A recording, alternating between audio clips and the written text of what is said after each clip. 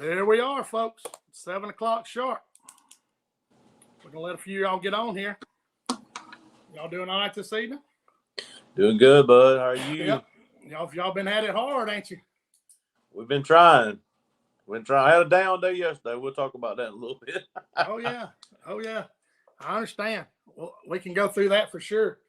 We'll let a few people get on here. There's 7 of them on there. We'll let a few more get on there, about 10 or more, and we'll do one of our sponsor commercials, and we'll get into this Crappiekast. Thank y'all for tuning in. All right, there's 11 people. Let's go. Crappiekast. Appreciate y'all guys tuning in. I'm going to go over my sponsors, and then we're going to get into this podcast, guys. CT Ward Power Sports, Camden, Alabama. Taylor and Jessica Ward. They're your Mercury Yamaha dealer. They can do any kind of service work you want. They sell Excel boats, the Bay boats, the center consoles, Hurricane deck boats, and Godfrey pontoons. They're great folks. I appreciate them being a sponsor on the show. Again, they're right there in Camden, Alabama. I appreciate them. All right, Johnny, let me get these comments turned on. John and Jessica, y'all been at Grenada all week, right? We got here actually Sunday. Okay. And we didn't start fishing until Monday. Monday, okay. I got you. Yeah. Well, that's good, man. We can get into that a little bit, and then we're gonna take some questions, guys, in between. And hopefully we'll keep this show rolling. Y'all come on with some questions if y'all want to. That way I can start scrolling through them. How you been catching your fish, John and Jessica? Man, if any of y'all ever been to Grenada, you know these fish get put on under the most amount of pressure of anywhere you will go. So like we were at, I won't say the part of the lake because I got a tournament this weekend. We were at one part of the lake, and our friend that's out here with us counted 86 boats. I think it was 86 boats in the 2 different parts that we were at. Golly. And we got to the boat ramp that morning, and we got the last 2 parking places there where we put in. And I mean, this is on a Monday. Wow. You know, the tournament's not till tomorrow and Saturday. So you think most of those are recreation fishermen, not? I wouldn't. I mean, I don't know. It's the time of the year to be out here and catch your 3-pound fish. Right. Everybody knows that. You'll see tags from Indiana, Oklahoma, Texas, Arkansas. I mean, from anywhere. You know, right. People are out here to catch a big fish. And you never know what you're going to see. But when you're asking about catching a fish, Jessica and I would love to cast at the fish. Right. I mean, that's what we want to do. Right. And you can't do it right now. This water is muddier than muddy. The fish can't pick up on the bait. If they do, it's already past them.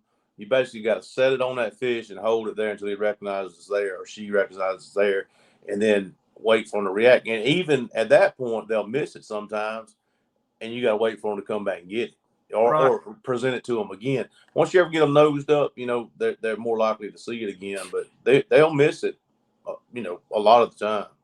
Right. We'll go in here. I'll go in here and show these people, the good people. There's Jessica's fish from today. What did that fish weigh, Jessica? 3.08. 3.0. That's your first 3-pounder, correct? Yes, I was so excited. That's awesome. I guess you're getting a replica made of it? Oh, yes. Awesome for you. And yes. John caught one the day before. What did that fish weigh, John? It's actually on Tuesday. Tuesday. I'm sorry. Yeah, she got me by 0.06. I had a 302. That's awesome.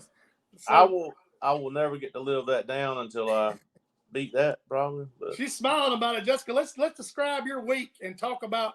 I know you had some anxiety about fishing with a long rod. Yeah, I am not a long rod fisher. So Tuesday, I won't say I mastered it, but I became a lot better, a lot more accurate. So then Thursday today, went out there. I had the best boat captain. We chased that fish for like 8 minutes, and finally I got it on him. He spun around, or she, and bit it, and it was like bam. So, but yeah, and my arm is like jello. Like you were telling me earlier in the week that netting and that long rod took its toll on you, because I'm not used to it. It weighs on me. That's work. Holding that Like long by time. Tuesday afternoon, I was just like trembling. It was sad. That's Well, awesome. But I got my 3-pounder, so I'm happy. What awesome. what a lot of people don't realize with that long pole is they want to hold it the whole time. If you're not on the fish, set that thing in your lap.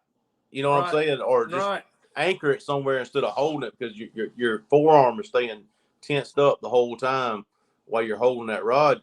Anchor it anywhere you can anchor it while you're not dropping on a fish. That way you're not fighting it the whole time. Let's see. I got a couple questions while we're talking about Grenada. Woody wants to know, what weight will it take to win the Crappie Masters tournament, you think, John? Ooh. All right. So we caught 2 3-pound fish, and then probably 2 more that were the 260 range within 50 yards. We started chasing them within 50 yards of that one spot. So if you can find a little area or a little something that's holding those big fish, you could probably do well. So he's asking about an exact weight. Yeah, that's a guesstimation. What do you think it's going to take? Is it 2 days? I'm going to say Matthew Rogers or Hayden will win it with, what do you think? 39 total. I'm calculating. I think they'll have 28 and a half or 39. Or excuse me, 29. I got you. No. No, I'm thinking wrong. So it'll be 20. There's 2 days. 39. Right? 30. Yeah, it'd be like 39 probably. What do you think? They're trying to get you an exact figure there, Woody. You're saying they're going to catch 18 to 20 pounds a day? Is that what you're saying? Oh, yeah. I want to say at least 39 is going to win it. I think 39. Yeah, 39. and a half. That's strong. Yeah. That's 14 fish, right? 2 days. Yeah, 7 yeah, they're doing 7 fish on this one. Yeah, that place is special for sure. Yeah, last year, Matthew had like 22 and something on one day. Right, I remember. That's the biggest, one day weight that there's ever been. That's awesome. You got to think, that's over a 3-pound average on 7 fish. I mean, that's insane. That's crazy, man. This is a good question right here. Joshua Prim's got a question. He's wanting to know what's the best way to get into crappie fishing if you don't have a live scope. Where would be the best place to look for crappie, and what type of rig would you use, John? Let's go back. Oh man. So what I do is I look for a lay down that's all right. So if you're going down the bank and you see a lay down, that's coming off the bank, that's in the water, and that thing's kind of flat going in the water, that's a shallow lay down. If you see a lay down it's come off the bank and it's like this going in the water, it's a deeper lay down. So you're gonna have fish that could be at the bottom of it all the way up to the top. So you're fishing several different layers of fish. So I would start fishing it, if you're coming up from, if you're fishing from the bank, you start here and go down. But if you're fishing open water, you start at this deeper part and go up. Right. I mean, they could be fish at all parts of the water column. So if you don't have a live scope, just look at that for some laydowns on the bank and go work them, And when you don't have a live scope, if you're not hanging up, you're not deep enough. You know what I'm saying? Get down there, get down there in the wood and tickle them out of there. You're exactly right. But like you're saying, if that tree's in 12 foot of water, you think the end of that tree is, and you catch them in 10 foot, go look for trees in 10. If you catch them in the upper part of that tree, 3 or 4, go find you some shallower brush piles. So that's right. I mean, try to repeat that depth. That's right. That's right. But what I'm saying is, when you're looking at them coming off the bank, right, you want a steep angle to find them in that deep water. If that tree is sitting flat, it's sitting in some shallow water. Right. You know what I'm saying? Because it didn't have a chance to go deeper down in the water when it comes off the bank. That's good information. That's great. That's exactly right. And however, a jig, a 16th ounce jig on 6-pound line will fall about a foot a second. So that's right. You can count it down. You don't have to have a depth finder. You go 5, 6, 7, 8, and you reel it, and you catch one at 8 count. Try to repeat that cast. John will tell you the same thing. That's right. And another thing, I mean, you ain't got to necessarily do that if you want to go over there and set your cork at different depths, and just drop a minnow down on that thing. That's you can slide that cork up. Oh, not good yet. Keep going. Right. You let the fish tell you where they are and then try to repeat it somewhere. It's Mike Hill's got a pretty good question here. For What's going on, someone that's Mike? never been, yeah, from someone that's never been to Grenada, can you use the chart maps and navigate the water without damaging? He wants to know if the chart's accurate. Go ahead, and that's important. Oh man, that's a great question. All right, so right now we're out here and the water's 4 foot down. Right. So whatever your chart is, I don't know what you got electronics wise. Like on Humminbird, you can go in there and set it to 4 foot low. Right. And that's very smart for out here because there's old road beds coming through the lake. I mean, that bridge too. There's bridges. I mean, there's all kind of stuff. But yet still, there's so much standing timber here. And I mean, even though it's not safe, like something's bad in a place, there's still plenty of stuff under the water. I mean, there's guys, I guarantee you, that are out here that guys still hit stuff. Oh yeah. So here's a tip that I got for you. So if you're ever out here and you see a guy, maybe a guide or something that's running, you can get behind them. Get behind them wherever they're going on your graph, and about every 5 seconds hit mark.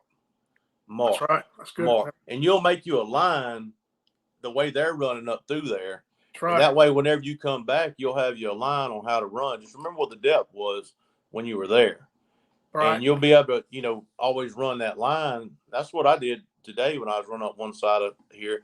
I had a line where I'd followed a guide out, and I was able to just run that line. And I mean, we were running through some timber, but I've run it for a couple of years now, and I know that it's good at this depth. Yeah, when I was there in the summer, my butt was drawn up. I can't imagine when the water's down.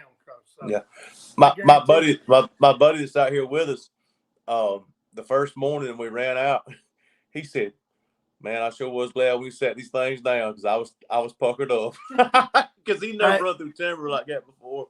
Yeah, you're right. Hey, Brandon Beard wants to know who you recommend for a good replica mount. That's a good question. We got to talk about that, though. Y'all both caught 3-pounders, so.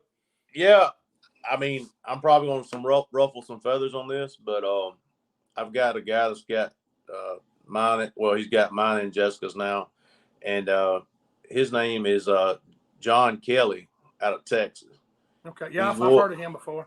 Yeah, he's won several taxidermy competitions for painting of replicas, and John started the business, and his son Josh is the one that's running it now. Right. Top notch. A lot of places it take you a year to get your mount back. Right. About 6 months you'll get it back.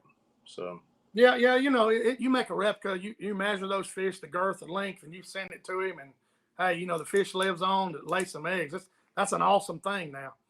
We did a video release. We released both of the 3-pounders that we caught on this trip. Right. And man, I mean, the replicas have come so far right now. There's no need to kill that fish. I mean, no, man. And it's hard to find somebody to do a good skin mount on a crappie because those scales are wanting to let loose from the time you catch it. You're right. Here's old Jimmy Lawler here. He's asking a good question. Since y'all fish with long rods, Jessica, as well as John, what's y'all set up on that thing as far as the weight and how do y'all set your long rods up? You go ahead. I noticed. All right, so this week we were simple. We kind of just pitched an 1/8 ounce jig because of the water depth we were fishing. Okay, we were fishing, basically 3 to 8 foot deep. So you basically tied 1/8 straight on your line, no weight above it, no. That's right. 15-pound fluorocarbon. 15-pound fluorocarbon. We got in some wind one time. I thought I was going to have to put a peg of weight above it, but it got, we were able to succeed with it. Yeah, Jimmy, what normal people do, if they're fishing a little deeper or the wind's blowing and the blake's blowing black to them, they put in 1/4 or 1/8 above it, and they're pegging it, the 1/8 ounce weight, and they got 2 bobber stoppers above it and below it there to keep it from sliding. And their jig 6 or 8 inches, but they were fishing shallow over in Grenada, 3, 4, 5 foot of water. So John's saying they just tied an 1/8 ounce jig and dropped straight to them. I mean, there was a couple times when we were chasing those fish. I really wish we'd have had like 1/4 over a 16th or something like that, because I mean, you'd flip it out in front of them, they'd still be blowing, going, and it probably would have helped. but we would just chase them until they got a little tired and they stopped, and then we had to make it count. I mean, when I say you had to make it count, they gave you about 3 to 5 seconds. Yeah, that's a lot on our nose. Yeah, that's what, Jessica, you done that. You get these fish over here ain't got a chance, you know. Those fish there, I mean, I'm so ready to cast. I don't know what to do. I guarantee you. Crappie Wayne wants to know how much of an upgrade is a 126 SV from a 93. I don't know if he's talking about as far as seeing or. Oh, I can tell him a lot about that. Okay. The processor on that 126 is a lot better than the 93. I mean, I set them up a lot. Right. And then as far as like this time of the year, all right, think about this. This time of the year, you've got so much pollen in the water. Right. You're already having a problem seeing your jig. If you're on the 93, it just complicates it even more. I mean, because it's, you're seeing less. Right. You're getting a bigger screen and you're getting an easier chance to pick that jig up. I mean, it's what every man can afford or woman can afford. Right. But if you can get that bigger screen, it will help you so much. And now, me personally, I like the map series better than I do that series, because you're more versatile in what you can do with it.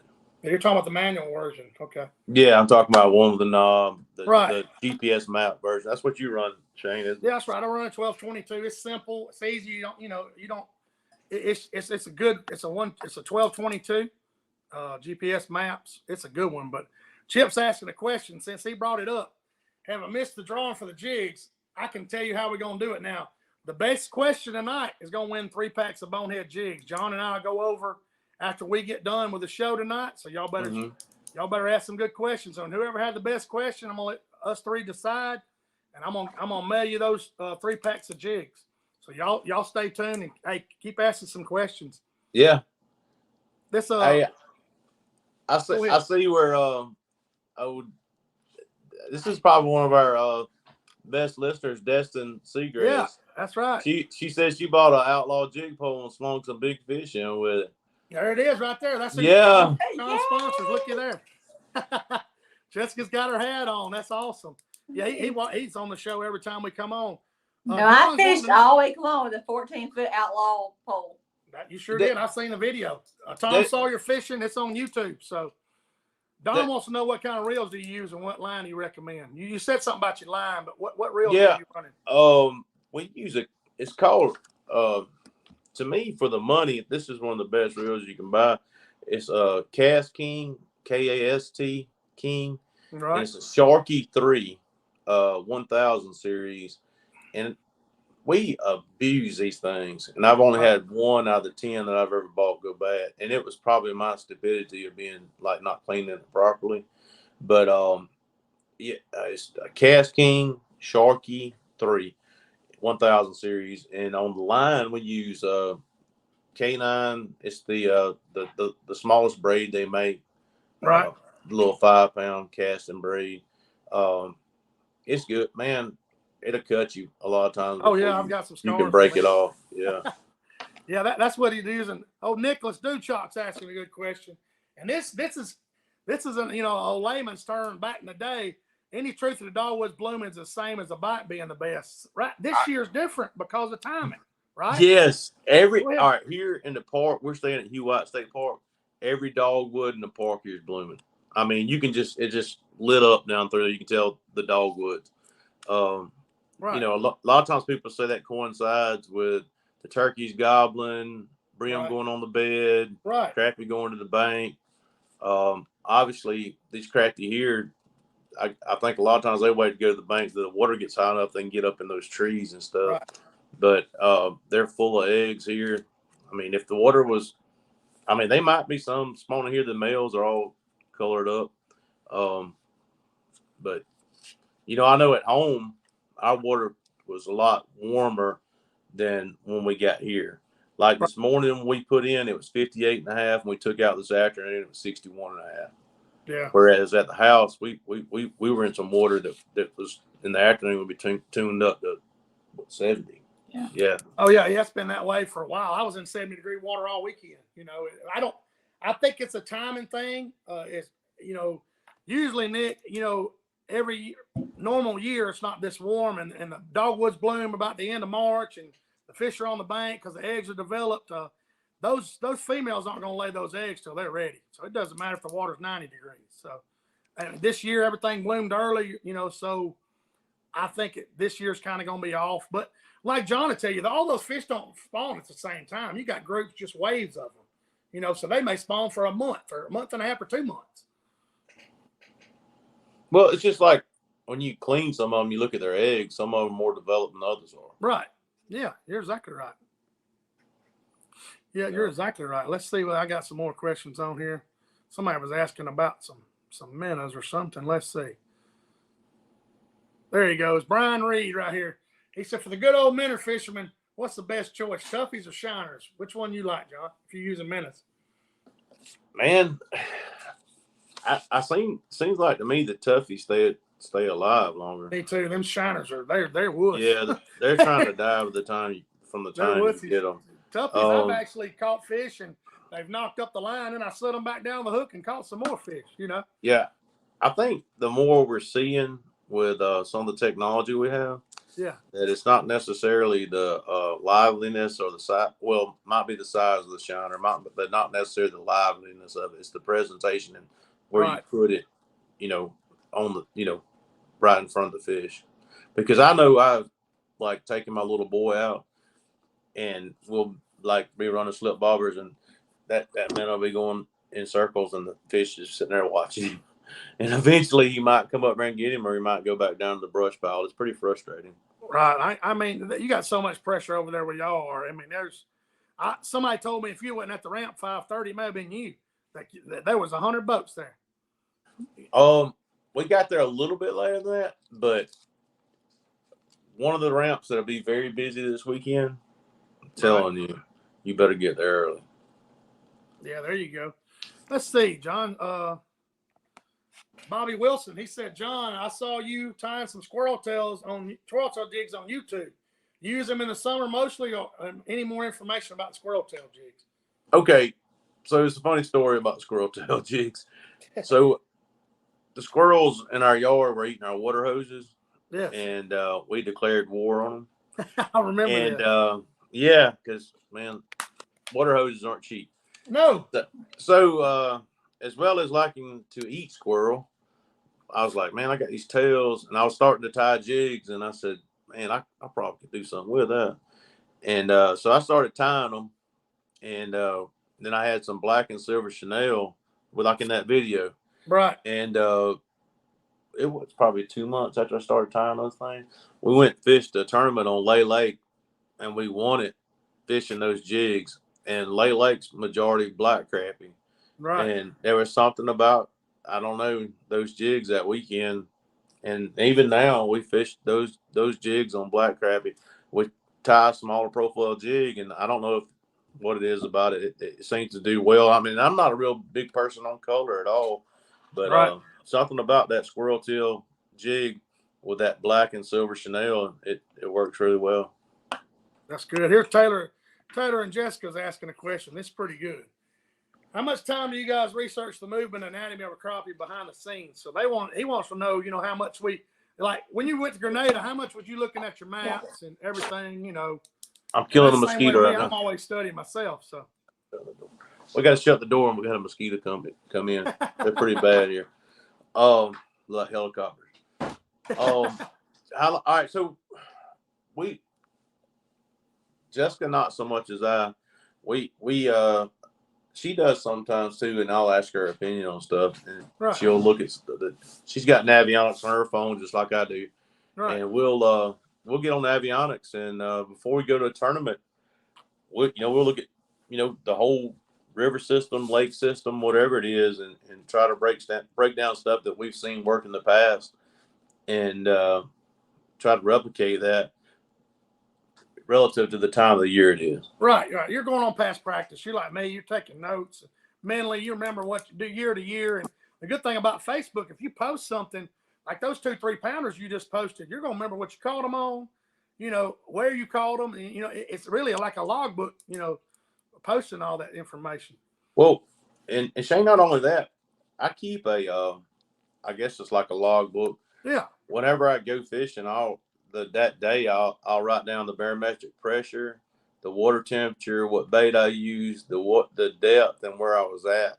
Right. And so, like, I've got it logged by day, and then I can go back to that month from the previous year, and I'll look and see, what I was doing during that time frame, and see if it's close to the same.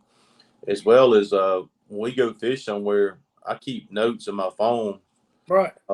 Everybody's got notes on their iPhone or whatever you got, and I'll put them in there, and I'll make sure I title it by the lake name. So whenever we get ready to go back there, I've got some notes on what we did. Right. Now, I told you the other day, all them bigger fish we caught this weekend at Miller's Ferry, every time I caught one, I looked down at my map. I've got a, helix up there that I use for my mapping. I had a waypoint there. So, yeah. Those fish are in the same place now as they were in September, October, when you and I and Jessica were down there whacking on them. So, they repeat stuff. Those females are just setting up to go. And now they're, in the fall, they're coming back. Now they're headed towards the bank. So, but mentally, you got to keep up with all that stuff. That graph helps me keep up with all those waypoints where I'm like, this is a channel drop. This is a stump with two stumps together, or lay down, so. Like we were out here in the fall, and a lot of the places that were being fished and big fish are being caught, that's where people are now. Right. Here at Grenada, because, and what makes this place unique is, a lot of, if you've never been here, the Corps will bring this lake down during the winter because it's a flood control lake. Right. And then they bring it back up, early spring. So your late fall and your early spring are going to be some of the same water depths. So the fish are running from the falling water and then running back in when it's coming up. So you get some of the same scenarios. Right. Somebody's asking something about. Let's see. This is a pretty good question. Michael's asking. I know me and you very different opinion about this, but he said, how much difference does color mean on jigs? So, show them what color you was catching them on over there. You can go ahead and show the bait. Okay. Shane makes fun of me all the time because I throw something 90% of the time. 90% of the time I use monkey milk, but it's nothing like, this place is so different than anywhere you go. Exactly. All right, they got something out here they call Grenada Gold. Right. And it's very good out here, but we used it and we used some orange and chartreuse. Okay. But Grenada Gold, this is what it looks like. It's it's got that gold and chartreuse. And Big Bite makes a it's called Gold Digger.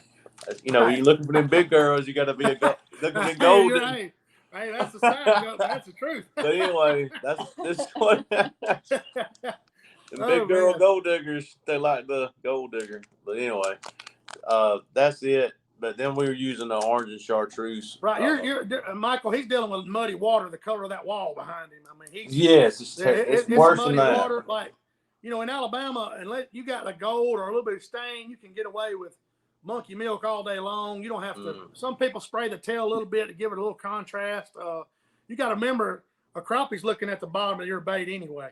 That's all they see is that bottom profile. So whatever color, I guess the sunlight and the cloudy, you experiment, because sometimes they won't hit a bright bait. they want something, a neutral or shad color.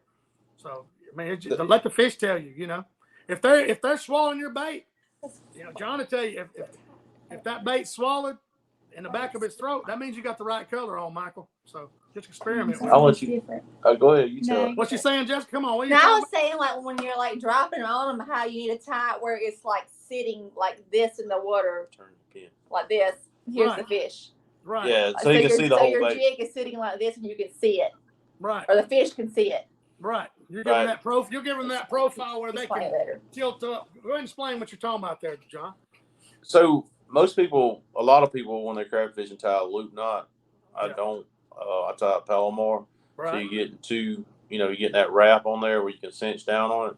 And every time we bring the bait in, you know, sometimes you'll bring the bait in, especially after you catch a fish and it'll be hanging like this, the bait will. So we always adjust it, you know. You're pulling a knot in the front of the eye. That's right. And making it where the jig will sit flat, you know, and the fish is seeing the whole bait. Instead of just the tail of it, you're saying instead of just seeing the tail of it like this. There you go. And that's going to see when it's that's like good information. When what you're saying. Yeah, like this. And he sees that chartreuse tail. That's right. going to cause some short strikes. You want him to see the whole bait. That's right. I want him to get the whole bait. You don't want him to short strike, you know. Yeah, especially in muddy water. You want him to see the whole, you know, because, you know, in the summer, we missed some fish this weekend, and that they were just, you know, nipping at the tail and actually holding on enough to make the drag come out. They just never was getting the hook very well. So, that's probably.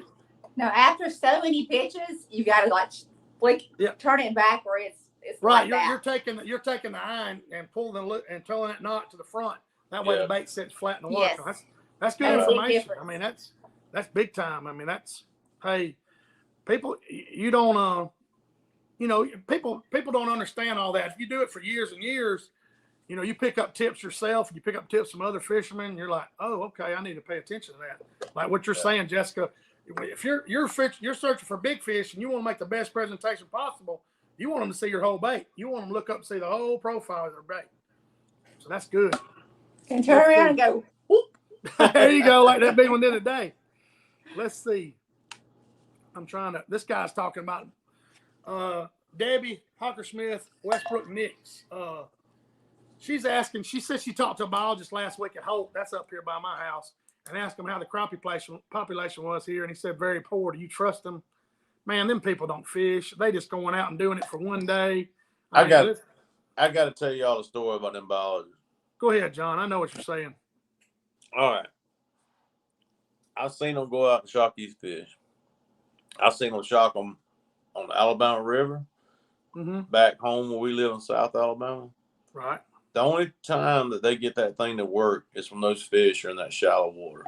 That's right. They're missing all those other water columns. Right. So that's they might get a sample of a fish and say, oh, this is a poor fish. Right. Got you. That's true. Like our fish at home, they're poor. But they're missing so many fish.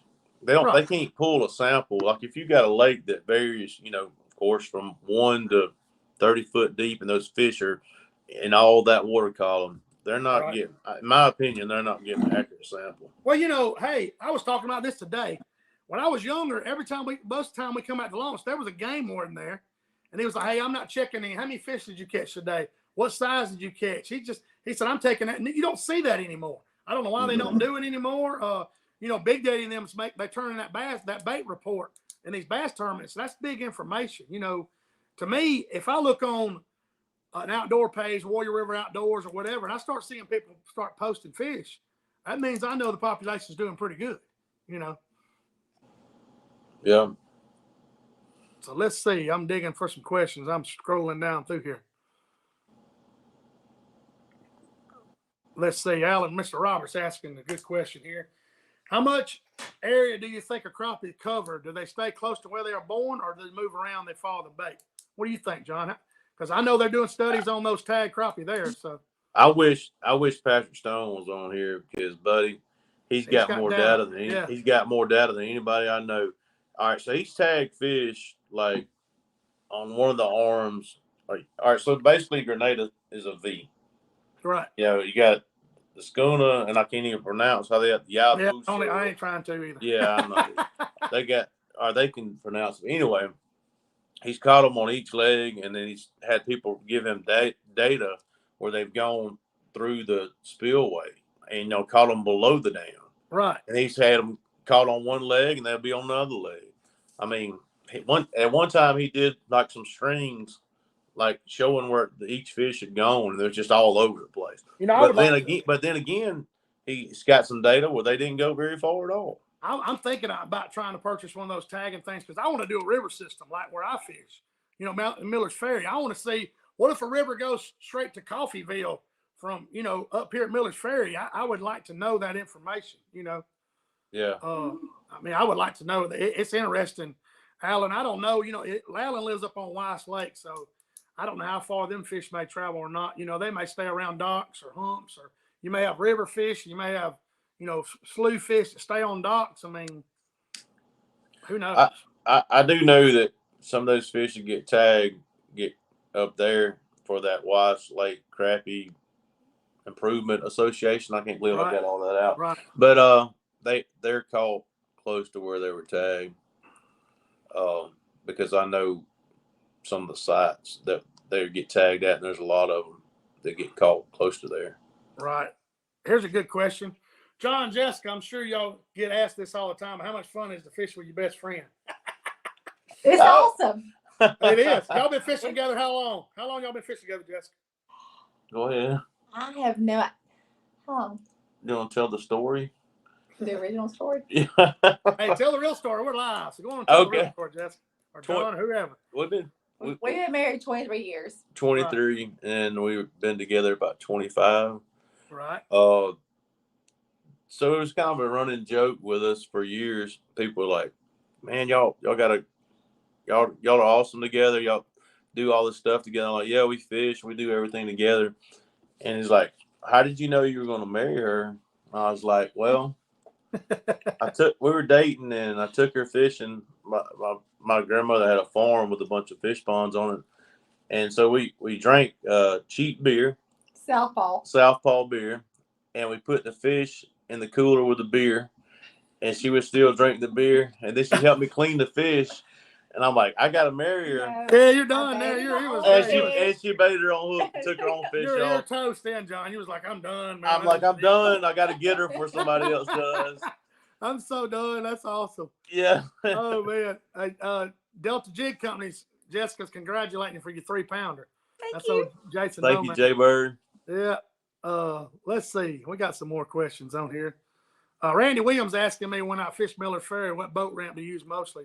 I put in Ellis's, Randy, a good bit. It's easy, it's an easy ramp.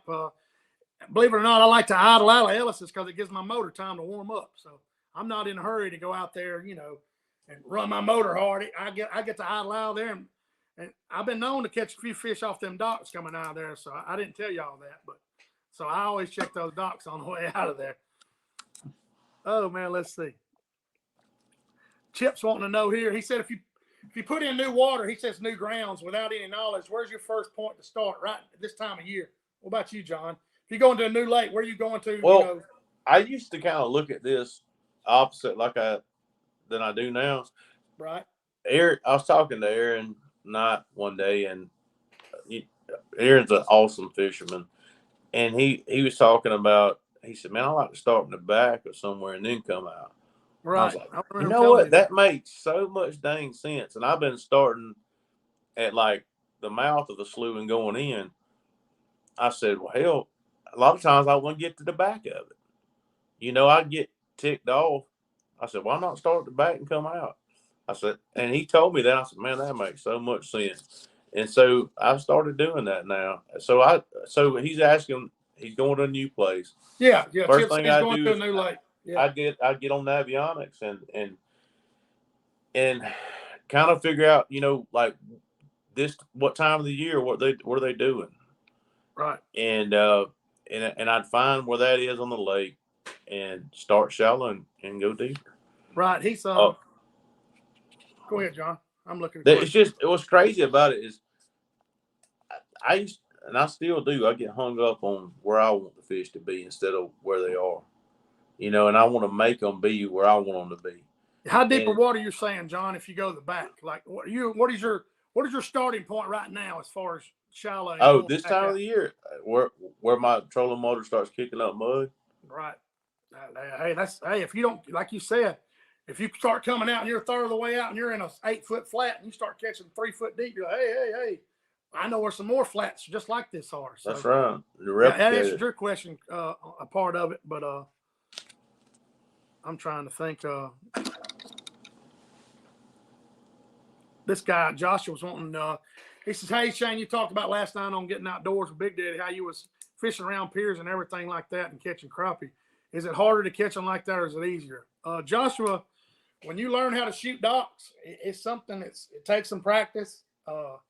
it's a very effective method of catching crappie because I practice in my yard. I mean, I don't know if you've ever shot docks, Josh, but John and Jessica have, and you can catch a lot of fish doing that. Some big fish, but it's not my favorite way because I got to bend my big butt over to shoot the, to shoot the dock. So, I will do it. Go ahead. So here's a good tip about shooting dogs. Hope that the homeowner is not there when you're first learning. Amen, because it will sound like ding. They gonna think that you're abusing their pontoon boat or whatever's in there. Oh, you're knocking all the paint off your. Yeah, they be like, "Oh, you kill them." I'm like, for real, get in the yard practice. Oh, Lily. Oh, hey, Chad's asking, what length of rod action you prefer when you cast it, John? Go ahead and tell him.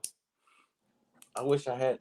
You got your fat man pole out in the boat. But hey, she's gonna get. We just got. Go ahead and get it. And I actually got me a new. Oh yeah, we got hooked. We met up with the outlaw man out here, outlaw crappie pole man while we're here. Yeah, John's sponsored by Outlaw Poles, rods, and Outlaw Fishing.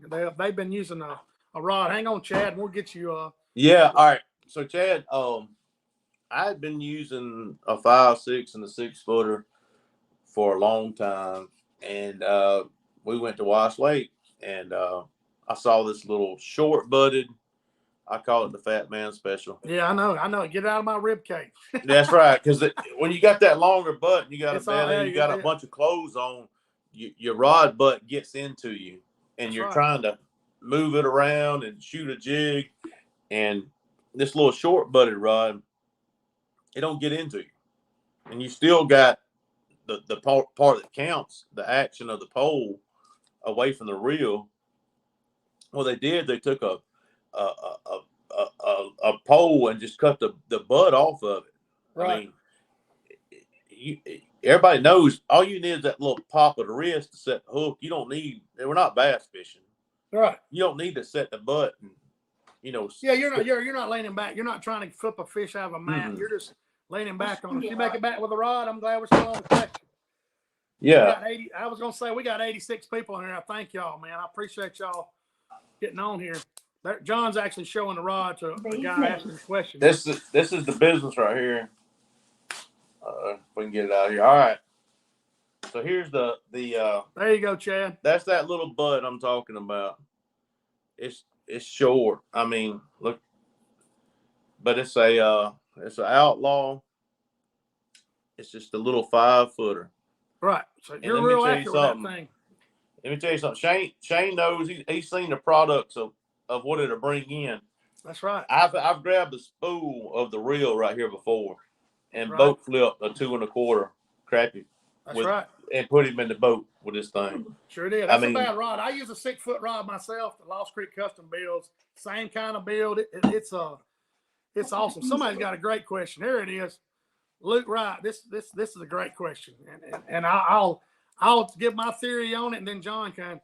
Shane, do you ever notice the bigger fish are always a little deeper than the average size fish on the rivers? Of course I do, Luke. Live scopes told on these fish. A big crappie is not scared of anything eating it. Not scared of a yellow cat. They're not scared of a stripe. So they have their own mind process. They know where they are.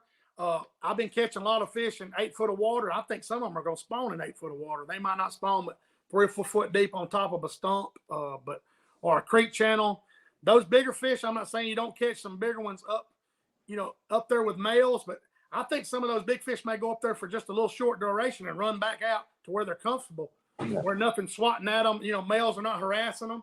But Luke, every lot of big fish I catch are out deeper, and I believe some of the bigger fish spawn deeper, like your bigger bass do. They don't all run up there and get shallow. But what's your opinion on it, John? Okay, he asked if they're a little deeper. He said, do you ever notice that the bigger fish are always a little deeper than the average size fish? Okay, so I can give a real good example of this. So one of our lakes at home, they brought it down to work on the dam, and we had a huge fish kill. I'm talking about devastating fish kill. Well, that was about 3 years ago. Right. So this past year, we had some fish survive.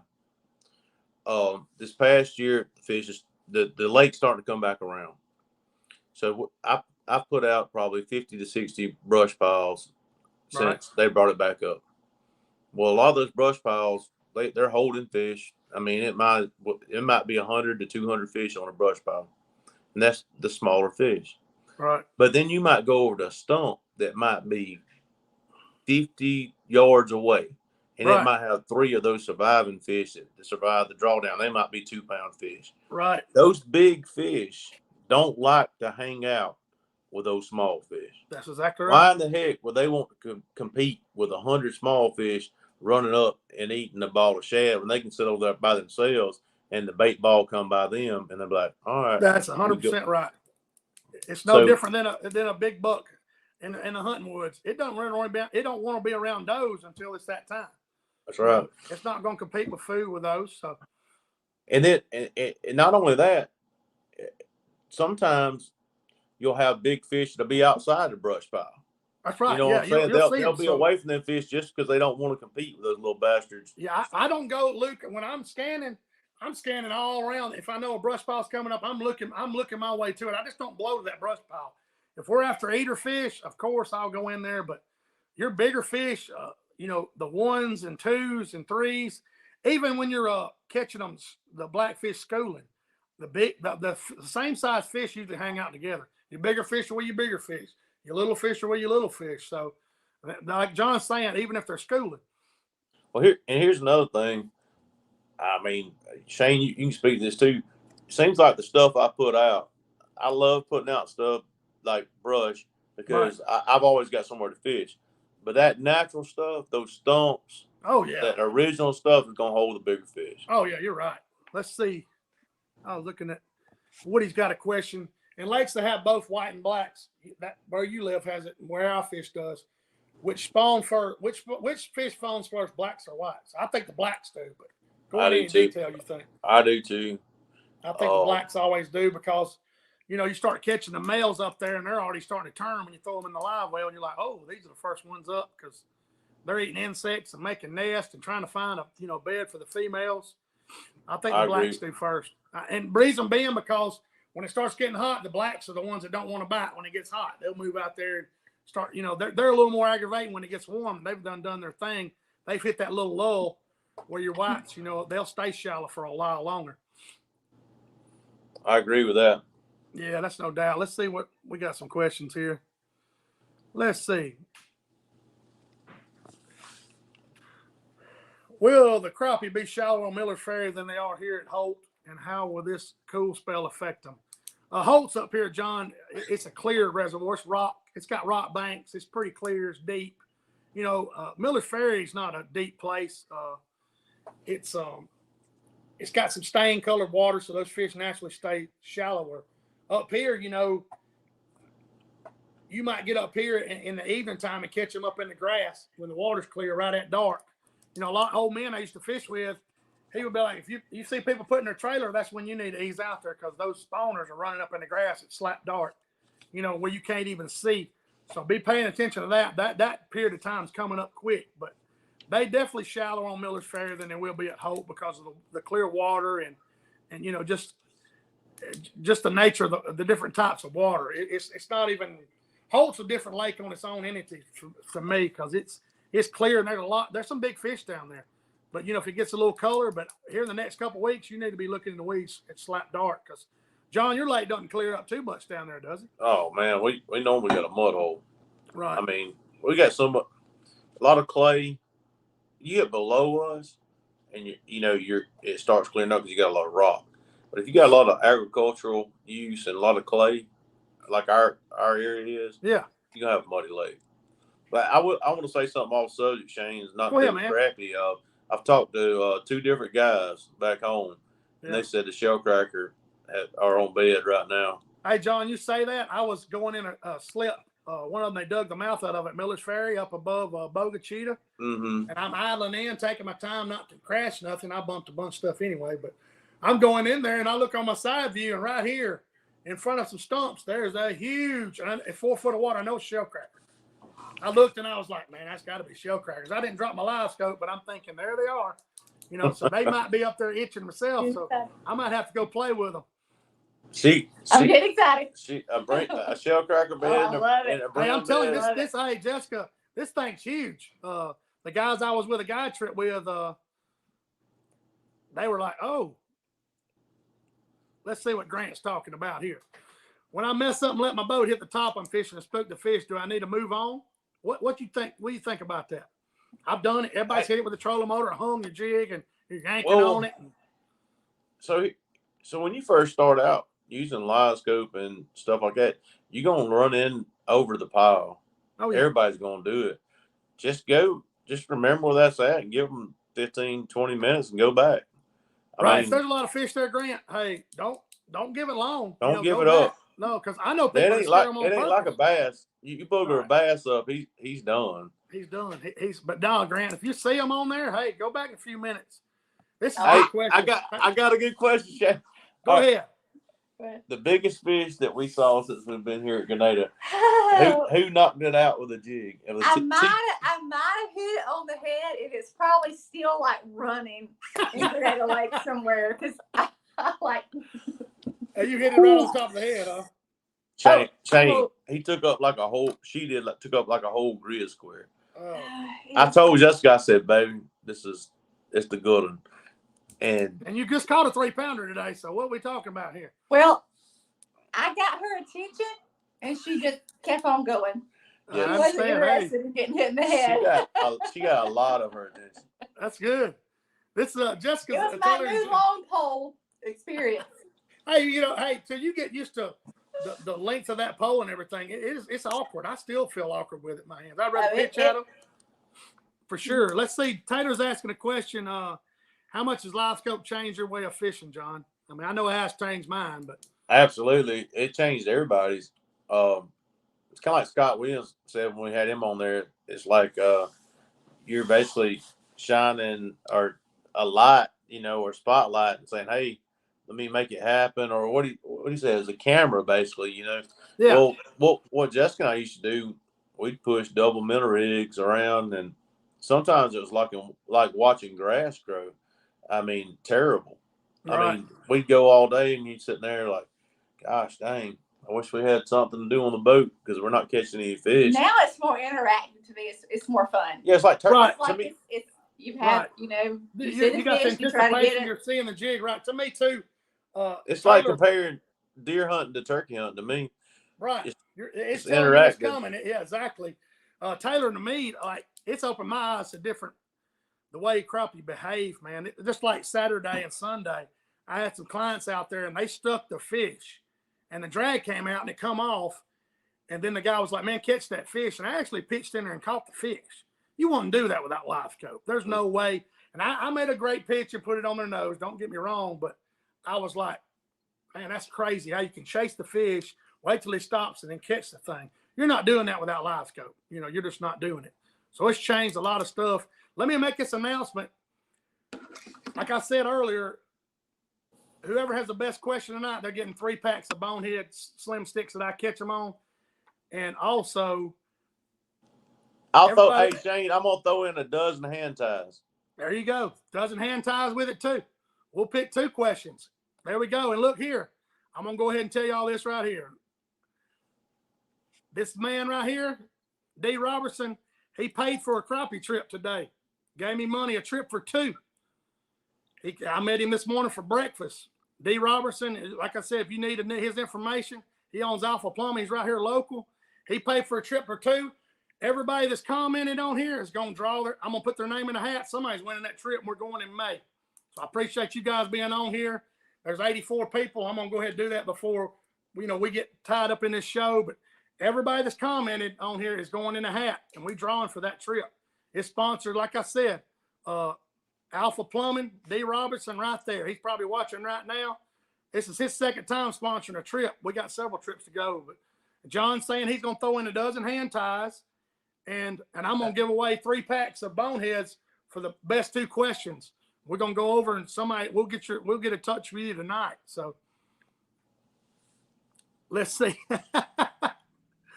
Let's see if I found some. I'm trying to find some questions, guys. Let's see. Joe Smith's this is a kind of a touchy subject, but it's really not. He wants to know how bad is the cormorants hurting the Weiss Lake fishing. Seems like Gunnersville has been producing way bigger fish lately. 1,000,000%. Yes, it's bad. And I don't know, Joe, if you've seen that video that I shared of a cormorant eating a 2.5, 3 pound bass. I'm like, everybody was, the guy commentating was like, he can't eat this fish, surely not. Next thing you know, he gobbles the thing. So don't tell me they're not eating them big 1.5 pound crappie, 2 pound crappie. Hey, they ought to be cormorant open season. I think so too. I think I'd love to set on a box of shells, a case of shells, and go to whacking them myself. Let's see. Chuck's asking a question. How often while fishing for crappie do you get something else to bite? I've caught walleye and catfish on crappie jigs. I've caught about everything. Lord, I mean, I've caught dang spoonbills, turtles. I mean, Lord. John caught a nice stripe today. There you The go. only fish that we caught off timber since we've been here, I said, "Ooh, that's got to be a monster crappie." It was nosed up to, Right, a stripe. Crappie are normally nose up the wood like this. Right. Well, I told Jessica, I said, "Boy," and I saw it at like 40, 45 foot. I said, "If that's a crappie, that's gonna be the cat's meow right there, buddy." So I went in there. And I was being a little greedy. I ain't gonna lie. I pitched on it first. She done caught a 308 and got me. Yeah, he's trying to get her in the back. Hey, get the net. Yeah. So I pitched out there, and that sun gun come by that tree, and it spun out like yes. I said, "Oh boy," and pulled it topside. It was a damn stripe. I will tell you this, Chuck. I tell you how I tell people when I carry them out. These carp and spoonbill and everything else, I practice throwing at them. I tell the guys, hey, throw it that jig. Let's watch a jig go by. I don't care if you scare that fish. I mean, I do that a lot. When I'm showing people how to cast a fish, I throw these fish, Chuck, even though sometimes I catch them. I mean, catfish and, so go ahead, John. Here's a good point, though. If you get in a place and you got a lot of that, you need to start recognizing what a crappie is and what that isn't. That's exactly right. I'm gonna draw something. Yeah. Go ahead. If you see something. This is information you need to be taking down right here, guys. Yeah, all right. So Jessica's tearing me off a piece of paper. Yeah. Anyway. This is all right, stuff you tune in for right here. If you see a tail that has a fork like this. That's right. Once you get zoomed in on that fish. Right. And you see that on a fish, that is not a crappie. That is a catfish or something else that has a forked tail. So, and if you see a tail that is wagging from the middle of the body of the fish to the rear part of the fish, and the whole body movement is this, that is not a crappie. That's right. So that's the stuff that you need to watch for if you want to just catch crappie. I mean, if you want to, don't get me wrong, it is fun to catch a 3 to 4 pound anything on a crappie pole. But if you see that fork in the tail, or you see that body moving in the middle and that tail wagging constantly like that, it's not a crappie. And it's hard. It gets tough not to throw on that stuff because, I mean, I'm a fisherman. I like to catch daggum fish. That's right. And I mean, sometimes I throw at stuff I know I shouldn't be throwing at. Me too, man. I'll get my. A couple weeks ago, I knew this was a big stripe, and it was right on. It was eating crappie. I threw, and this 15, 20 pound stripe took my reel, and I went downstream with it. I was going to land him till he got in the tree, but I'm like you. This is a great question Philip's asking right here. Does crappie like current or moving water? Do y'all fish moving water? I have to fish moving water, Philip, because the river is always moving. I mean, there's fish, in my opinion, that live behind root balls, and John will tell you logs and stumps and a lot of big fish. Some of those fish never leave that river. Even when you give something, you're like, where do they go? They don't go anywhere. They just hunker down. What do you think, John? Them whitefish like to get out of it more. Them black crappie will hang out there with it more than them white crappie will. You're right. They like, it's like me and you talked about before. You see them crappie tucked down behind that stump out there on that river, you know what it is normally.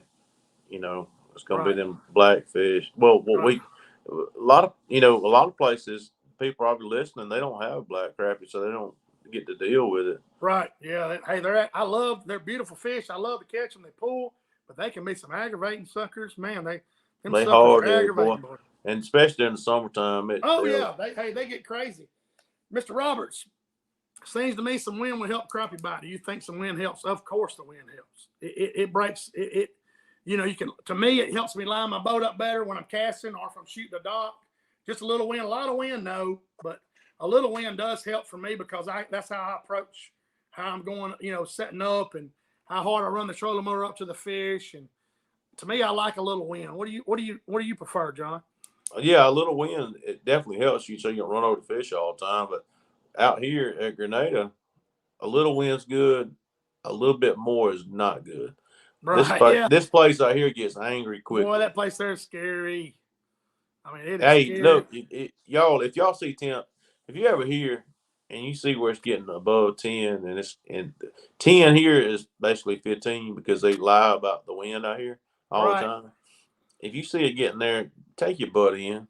It's dangerous there. Tell them about how when you put your boat on the trailer that you've got those waves. That thing's extremely wide, and that's where. All right. So there's one boat ramp here. I think South Graceport. Right. All right. So if you get the right wind, you cannot load you can't drop somebody off to back your trailer in anymore. It's that nasty. It'll be rollers coming into that ramp, and you can't load your boat. I've seen some videos before people just ruining boats. Just if you're ever here at Grenada, just watch your wind. Yeah, be very. That's the best tip to give you. We've been running an hour. We're gonna go a little over. I got questions, and as long as there's 88 people on there, we're gonna keep going for a little bit. Come on with it. There we go. Ron wants to know the best advice for a new live scoper user. Sorry, he's just getting in from work and tuned in. What do you think the best advice for somebody just got a live scope? You know, first of all, they need to get their settings right, of course, if they're crappie fishing. What else do you think, John? I think the first thing you need to do is don't put any poles on your boat. Go out to a known object and practice looking at it. Right. Maybe put one pole on your boat, but don't try to fish. Right. Go to something like a bridge piling and practice dropping that jig down that piling and knowing where your trolling motor or your pole, if you're using the poles, looking. Right. Practice spot locking down from something if you're going to use a pole. Do those things before you ever start fishing, because if you start fishing with it immediately, you're going to be aggravating. Yeah, it's going to be aggravating, Ron. It's to me. I try to figure out where that cone is on your boat as far as off. If you got it on your shaft, you need to figure out where 1 o'clock is, 2 o'clock is, 12, 11, 2, 1, whatever, and start looking at stuff like that stump's a stump or a ladder comes down a column like John was saying. Look at that ladder. And then throw your jig out there, get more Pacific, and time on the water. Everybody preaches that. The more you spend time on the water and the more you use your foot's using that trolling motor, the better you're going to get with that live scope. It's nothing you're going to get out there and go to whacking fish with it. I got one more thing, Shane. You know what the most common question I get from people that have problems, and it's not people I've taken out and set their stuff up for them. Somebody that I know will have them call me, and they'll say, "Man, it just don't look like I saw it in your YouTube video." And I said, "Well, did you just put it on the boat?" He said, "Yeah, I installed it myself, or my son did it, or my cousin did it." And they said, "It just don't look right." And I said, "Well, let's run through some stuff." And the first thing I always tell them, I say, go to menu, sonar setup, installation. Right. And they go in there, and I said, "All right, go to orientation." Right. And they got it on auto down, they don't even know it's right. Yeah. And they don't have it on forward. Right. That's the most common mistake that somebody new that gets one. Yeah, because they just turn the graph on. This is guy right here. Matter of fact, Kerry Doobie's asking right here, is there a best settings on live scope to see through the pollen? And Shane, you need to take this one. You've been working through this. I've been working through this on mine, buddy. I just done the latest update they let out in January, Kerry, and it's a 2-part question. We'll go through the first part. And I've been playing with my color limit, believe it or not. I turned my color limit on like 35, and it's helped. But there's certain colors that don't show the pollen as bad. Your black emerald, your blue, they don't show the pollen that bad. But I play with my color limit. And if you can message me, Kerry, or John, either one of us, and we'll give you the settings we're running. It's not any secret thing. We love to help people. But He's asking part two, does a grid hurt or help, or does it matter with a live scope picture? I use a grid because I keep my stuff on 15 foot all the time. It helps me size the fish. I know if it's a certain size fish. What do you think, John?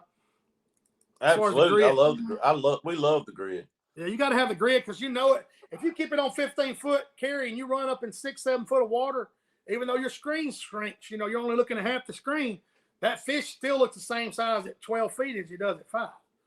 Hey, Shane, I want to give somebody a tip that I really have never used until we came here. Right. These fish are in, like I said, 3 to 8 foot of water. Right. So we would identify, me and you always talk about sizing fish up, and I run my graph at 20 foot, right, deep, and I'd identify the fish out here 45 feet away.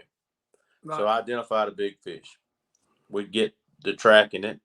Right. As we get closer to it, of course, we're going to scroll in our distance wise.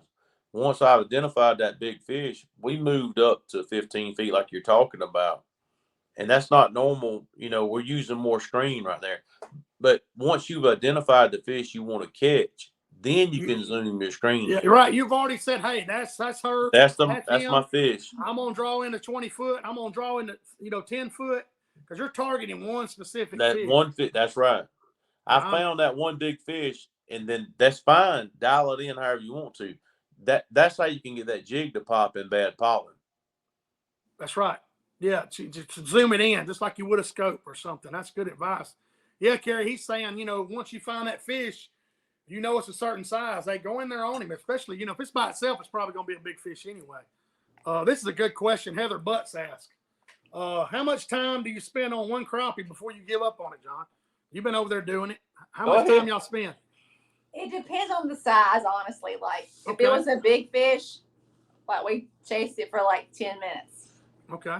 If it was a smaller fish, I want to give it, if it's a normal size, like 1.5 pound crappie.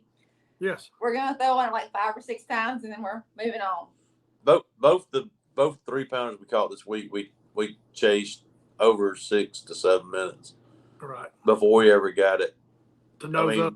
Like the one I caught, we got it to turn twice and then we caught it on the third turn. And we were both throwing at it like beating on it.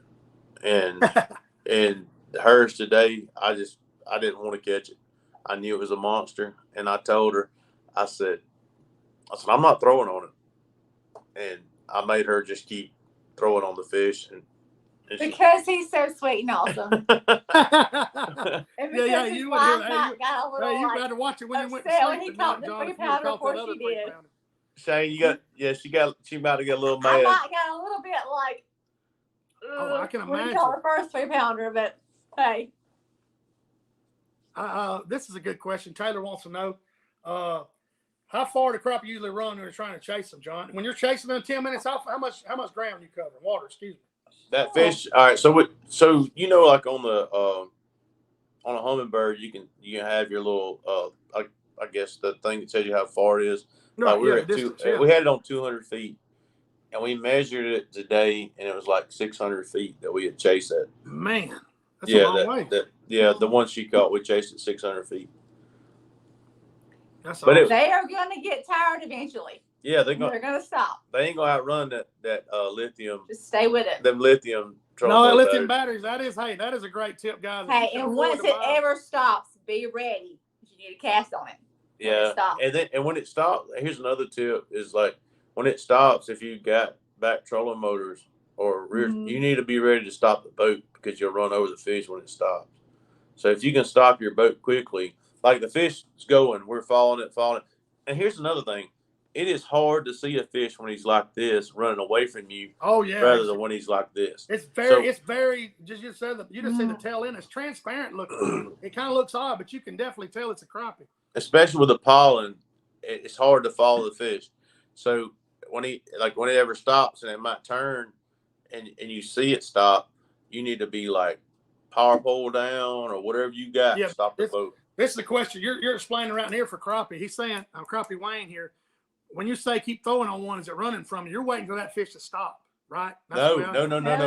We're the whole time we're trying to make it stop. We're like, we're You're getting behind your it. rod We're out on in its front of the fish when it's running from you. yeah, we're on its tail the whole time, just dropping We're jigs, casting dropping. in front of it and like pulling it to it. Okay, Yeah, okay. dropping it. You. We're wanting it to see the jig and stop.